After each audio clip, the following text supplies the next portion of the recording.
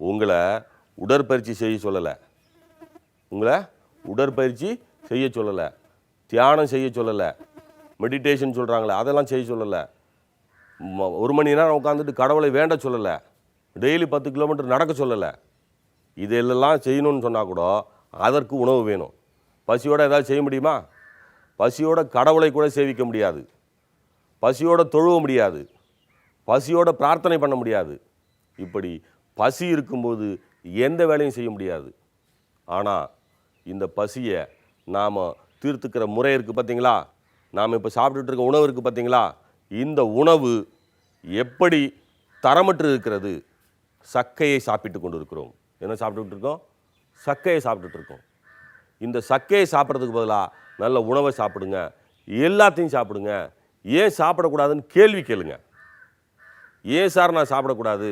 சர்க்கரை நோய் வந்தால் நான் ஏன் இனிப்பை சாப்பிடக்கூடாது என்ற கேள்வி கேளுங்கள். அப்போ சொல்லுவாங்க இனிப்பு சாப்பிடலாம், இவ்வளோ சாப்பிடுங்க அப்படின்னு சொல்லி. இந்த மாதிரி மூட்டு வலி, தலைவலி, வயிற்று வலி, கால்வலி, கைவலி, உடம்பில் இருக்கிற அத்தனை அங்கத்திற்கும் ஒவ்வொரு வலி வந்துடுது. அத்தனை அங்கத்திற்கும் தனித்தனியாக மருத்துவர்கள் வந்துட்டாங்க. மனிதனுடைய முழு உடம்புக்கு மருத்துவம் பார்த்த தமிழ் மருத்துவம் இன்றைக்கு எங்கோ இருக்கிறது. தமிழ் மருத்துவத்தை கற்றுக்கொண்டு வந்த நவீன மருத்துவம் எல்லாம் அங்கங்களுக்கு இன்றைக்கு மருத்துவம் செய்து கொண்டிருக்கிறார்கள். ஏன் மருந்தை தேடி போய் கொண்டிருக்கிறீர்கள்? உங்களை யார் போகச் சொன்னது?